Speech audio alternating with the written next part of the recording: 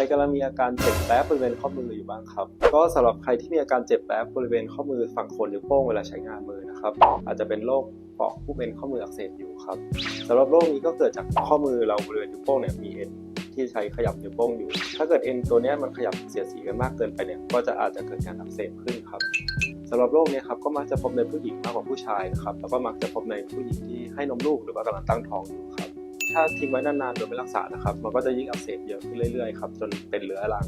ต่อไปเนี่ยคือแค่ขยับมือนิดเดียวหรือว่าใช้งานมือนิดเดียวก็จะเจ็บนะครับก็สำหรับโรคปอกผู้เป็นข้อมืออักเสบนะครับก็จะมีวิธีการตรวจร่างกายง่ายๆนะครับก็คือเอามือขึ้นนะครับเอานิ้วโป้งใส่ลงไปในฝ่ามือกำมือครับแล้วก็กดข้อมือลงถ้ามีอาการเจ็บบริเวณข้อมือแถวๆโคนนิ้วโป้งเนี่ยครับก็อาจจะสงสัยว่ามีภาวะนี้ครับ